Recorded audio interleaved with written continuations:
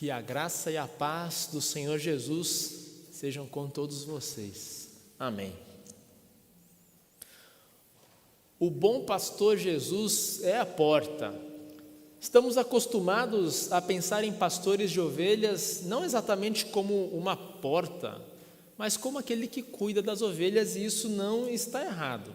Só que na leitura que nós tivemos hoje, João capítulo 10, que é a leitura preparada para o culto da hora luterana, que cai no quarto domingo de Páscoa, lá em João 10, Jesus afirma 2 vezes: eu sou a porta, eu sou a porta.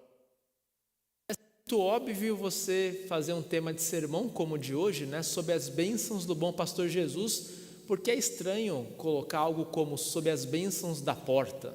Então a gente escolhe uma imagem que é mais conhecida do bom pastor.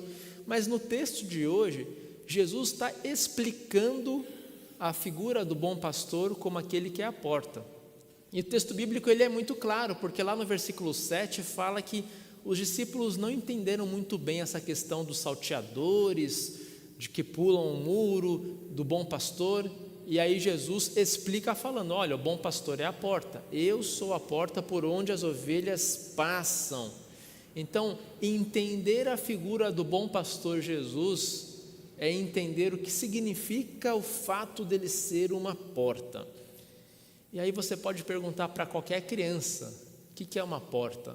Ela sabe explicar. A porta é um acesso. E antigamente, pelo menos lá em Israel, as casas tinham uma só porta. Então realmente a porta era uma figura central. As cidades tinham poucas portas.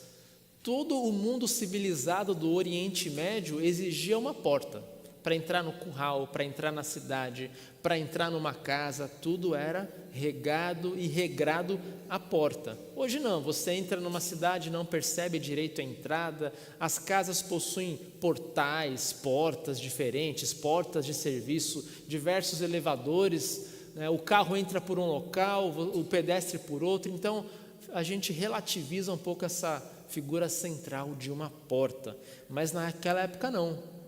O curral tinha uma só porta, as casas tinham uma só porta, até por questões de segurança. É muito mais fácil defender uma entrada só do que várias entradas numa casa. Por isso, pensar a porta, Jesus como a porta, é vê-lo como o único acesso, um local muito importante. E qualquer criança hoje sabe, uma porta é o acesso. Tá, mas Jesus aqui sendo uma porta é acesso ao quê? Que a gente sai de um local, entra por Jesus para qual novo local? Tá? E a Bíblia, ela traz muito essa figura do bom pastor atrelado à porta. Para a gente entender o que Jesus quer dizer aqui, a gente volta lá em Moisés. Lá no livro de Números, Moisés disse que ele temia que quando ele morresse, Israel iria ficar como ovelhas sem pastor. E ele pede que Deus escolha um novo pastor. Deus escolhe Josué. Josué é aquele que vai dar acesso ao povo de Israel à terra prometida. Não é apenas um líder, Josué é o pastor, é a porta. Ele vai guiar o povo de Israel por meio do rio Jordão e dar acesso à terra prometida. Isso é que um pastor fazia. O próprio profeta Ezequiel diz que no tempo dele as pessoas estavam perdidas porque não tinham pastores, não tinham pessoas que davam acesso à palavra de Deus, ao povo de Deus. Então Ezequiel fala: parecem ovelhas sem pastor. E o próprio Jesus, se nós formos lá no texto de Marcos capítulo 6, Jesus mesmo diz que ele estava com tanta pena daquele povo, porque eles pareciam como ovelhas sem pastor. Ou seja, um pastor é aquele que dá acesso ao evangelho, à palavra de Deus às pessoas. Ele é a porta de entrada a isso. Agora a gente consegue entender melhor o que Jesus queria dizer. Quando ele fala ali que os salteadores não entram pela porta, eles pulam o muro do curral e o objetivo deles é matar, explorar e destruir as ovelhas. Ou seja, um salteador não entra por meio de Cristo, não tem a chancela da porta. Um salteador não dá acesso à palavra de Deus, ao contrário, ele vai matar, explorar e destruir as ovelhas. Jesus está falando aqui exatamente dos fariseus que no capítulo anterior foram incapazes de cuidar de uma das ovelhas de Jesus.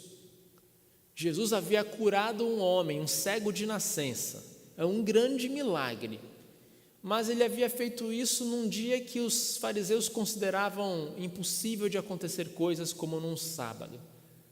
Então, os fariseus e os líderes do povo, os líderes religiosos e os líderes políticos do povo, que estavam juntos ali, né? Os fariseus e o sinédrio, eles foram incapazes de ver que Jesus deu acesso ao perdão de pecados àquele pobre cego. E ao dar perdão de pecados, deu ao cego também a visão. Um cego de nascença voltou a enxergar. Os fariseus e líderes foram incapazes de ver o cuidado do bom pastor. E o que eles fizeram? O que eles pensavam então? No que eles se apegaram? Eles se apegaram a duas coisas: a identidade farisaica deles. Não, um fariseu verdadeiro não curaria num sábado, é o que eles pensavam. E as picuinhas, as pequenas regras do regimento interno, do estatuto deles, enfim, eles se apegaram a essas questões de será que é lícito ou não curar no sábado? O que Jesus fez? É verdade, respeita a lei de Moisés, né? Jesus é o salteador porque ele está fazendo uma coisa que a lei não permite. Então Jesus, na verdade, está chamando de salteador os líderes do povo que não sabiam cuidar das ovelhas, não conseguiam ver a glória de Deus e a sua bondade expressas num milagre tão claro e com muitas testemunhas de que aquele homem era cego de nascença e agora voltava a ver. Não era um milagre subjetivo, não era um milagre interpretativo, era um milagre claro. O homem foi convidado pelos líderes para um questionamento público e o homem afirmou: eu não sei quem é esse homem, mas o fato é que eu nasci sem enxergar e agora vejo.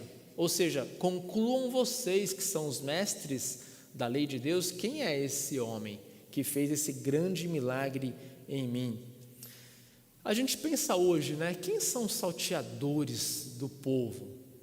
Quem pula o muro para tentar destruir as ovelhas de Cristo? É interessante a gente pensar nisso porque a gente logo pensa assim: são alguns políticos, são alguns falsos pastores que pregam prosperidade, pregam coisas como você exige de Deus e Deus vai dar para você. E eles realmente, tudo isso aí são falsos pastores. Mas a gente também pode ser falsos pastores ou salteadores das ovelhas de Deus. A gente é um salteador da ovelha de Deus quando impede nossos filhos de virem à igreja. Quando a gente ensina aos filhos que está tudo bem trocar o domingo na igreja, sei lá, para visitar um parente no interior, ou que está tudo bem assistir, antigamente era Fórmula 1, hoje nem tanto, né? Mas assistir alguma coisa na TV e sacrificar o culto no domingo de manhã. Quando Jesus disse muito claramente, e já ecoando Moisés, que a gente deve santificar o dia do descanso. E santificar é sim vir à igreja, vir ao culto no seu horário normal. Então a gente é salteador dos nossos próprios filhos. Pelo menos na Igreja Evangélica Luterana do Brasil, em média, nós somos salteadores de Cristo de cada um culto, outros dois. Que a nossa média de frequência em culto é 33%. Então a gente vem em um, falta dois. Então a gente está roubando da ovelha de Cristo, que são nossas crianças, 2 domingos e vindo em um. Somos salteadores. Não estamos trazendo as nossas crianças ao acesso único que elas têm à palavra de Deus, no culto, na escola bíblica, além de sermos salteadores de nós mesmos, porque perdemos o acesso à palavra. Não estamos ouvindo a pregação pública da palavra de Deus. Esse é apenas um exemplo que eu trago para mostrar que ser salteador não é apenas aqueles grandes líderes do povo, ou os líderes do povo hoje. Salteador somos nós. Salteador somos nós quando nos apegamos a pequenas picuinhas teológicas, pastores e não pastores, e discutimos no Facebook se deveria haver 3 velas, 2 velas ou nenhuma vela no altar. Se aquele pastor que trocou o paramento verde para vermelho no período de Pentecostes fez certo ou errado. E a gente discute isso no Facebook, no Instagram, em redes sociais, e esquece que quem olha o que a gente está discutindo é todo mundo. Quando um simples e-mail para o pastor resolveria um problema, né? Pastor, olha, está no Pentecostes, né? Mas a gente publica no Facebook alguma questão teológica, alguma discussão doutrinária entre luteranos e calvinistas e católicos, a gente está roubando de Jesus. Não entre nós cristãos, mas aquele ateu, aquele não cristão, aquele agnóstico que olha assim, pô, se o pessoal que professa a fé cristã briga por causa de número de velas no altar, realmente Deus não existe. Realmente não há um Deus, porque eles estão se pegando na internet por causa de questões que não são nem relevantes para o mundo. Talvez internamente sim, mas não aqui no Facebook.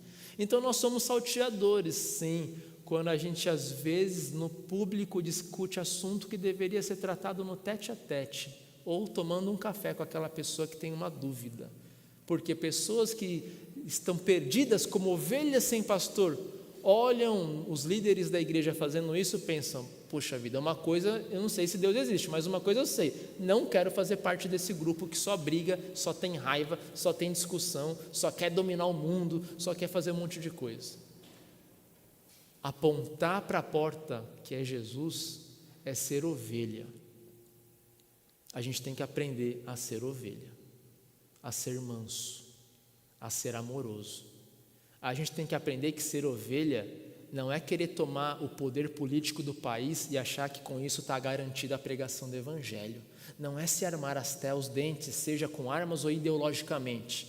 O que Jesus pede de nós cristãos é o que está lá na epístola de Pedro, que mesmo que a igreja sofra por fazer a vontade de Deus, porque a gente não tem o poder do mundo e a gente sofre perseguição, o que Pedro diz de forma muito clara aos cristãos no Império Romano, no Império Pagão, império que perseguia os cristãos, em que os cristãos não tinham voz nenhuma política e nem jurídica. O que Pedro fala? Ele não fala para a gente fazer planos para tomar o poder de Roma. Ele não fala para a gente apoiar um senador romano para defender a causa cristã pública e juridicamente ou politicamente. Pedro fala, aceita a perseguição, aceita o sofrimento se você está sofrendo por fazer a vontade de Deus, porque é assim que nós vamos evangelizar. A igreja cristã evangelizou o mundo suportando perseguição e sofrimento. E ao suportar essa perseguição como ovelhas que são injustamente perseguidas, que são injustamente dizimadas e martirizadas, foi aí que a semente do evangelho cresceu e fez o imperador romano, lá no século III, falar, a gente mata esses cristãos e eles parecem inso. O sangue dos cristãos é a semente de novos cristãos. Será que nós estamos preparando nossos filhos para o martírio? Que, meus queridos irmãos, que tudo indica vem mais perseguição realmente. Ou a gente está preparando nossos filhos a tomar o poder político do mundo e garantir a ideologia dos cristãos. Se nós levamos a sério os textos do Evangelho de hoje, o texto de 2 Pedro, o nosso preparo deve ser, filho, se prepara, porque você vai sofrer por fazer a vontade de Deus. Você vai ser igual aquele cego que foi curado e ao invés de ser acolhido pelos líderes do povo, foi detonado, foi perseguido. A gente deve preparar nossos filhos para esse segundo cenário. É o que a história cristã mostra em 2000 anos. É o que a própria Bíblia hoje nos mostra. E aí a gente olha para Jesus como o único acesso que a gente tem à palavra de Deus, ao consolo de Deus. A gente não tem nenhuma outra porta, não é por via política, não é por via, enfim, o único acesso que nós como ovelhas temos ao consolo, ao cuidado, à salvação e ao perdão de pecados, é o único acesso, a única porta é Jesus de Nazaré. Ele que disse, meu reino não é deste mundo, o meu reino é de outro mundo. Ele que foi crucificado pelos líderes religiosos e políticos do povo, ele que foi levado ao Calvário, foi sepultado como um indigente, como um criminoso, ele que suportou toda essa perseguição e martírio para nos dar o quê? O alimento verdadeiro. É por meio do sofrimento dele que ele nos dá acesso, que ele se torna verdadeiramente a porta. Para ele ser a porta do Calvário, ele teve que ser aquela porta que os judeus colocaram sangue de cordeiro para se livrar da 10ª praga no Egito e salvar seus filhos. Jesus se torna a porta, ele mesmo sendo o cordeiro que derrama sangue na cruz para dar a cada um de nós, aos nossos filhos e a este mundo perdido, perdão de pecados, e onde tem perdão de pecados tem vida e salvação, diz Lutero ao explicar os mandamentos, ao explicar o batismo e a Santa Ceia. Olha que interessante quando Lutero fala da porta que é Jesus, onde há perdão, onde há sangue derramado, onde há o Cristo crucificado, o que tem? Tem vida e salvação. Não tem poder, não tem glória, não tem domínio. A igreja não foi criada para ter poder, para ter glória, para ter domínio ideológico, para dominar a civilização ou guiar os rumos da sociedade. A igreja foi criada para perdão, vida e salvação para todas as pessoas. É assim que Deus institui a noiva de Cristo aqui neste mundo, como aquela que lá em Apocalipse vai sofrer, mas que será resgatada no último dia. Quando nós somos perseguidos, meus irmãos, é uma coisa maravilhosa. Por quê? Porque a gente está seguindo o que Pedro fala. E somos felizes porque somos perseguidos, e a perseguição nos dá certeza do quê? De que estamos cumprindo a vontade do Senhor. Então eu digo para as minhas filhas e para minha esposa, que tempo glorioso.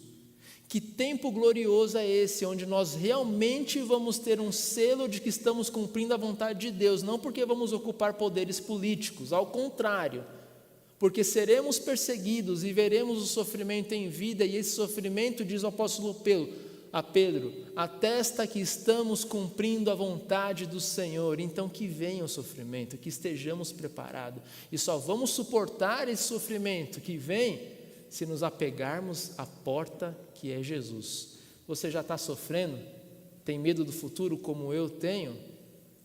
Não se apegue à sua ideologia, aos seus ideais, não se apegue a você mesmo. A sua única saída como aquele cego de nascença é tatear na escuridão e se apegar à cruz do Calvário. Quando você se apega a Jesus como a única porta, o único acesso que você e sua família têm ao perdão e vida e salvação, nós somos capazes de suportar sofrimento e perseguição com a verdadeira coragem, porque essa coragem vem da cruz, vem de Cristo. Essa coragem não vem da nossa ideologia, não vem do poder político que exercemos e conquistamos, não vem pelo voto, vem unicamente da cruz do Calvário. Estejamos preparados. Cristo já morreu por nós e nos preparou para esses tempos gloriosos em que a igreja verdadeiramente será purificada por fogo e sangue. Que Deus nos dê sempre essa vontade. Amém.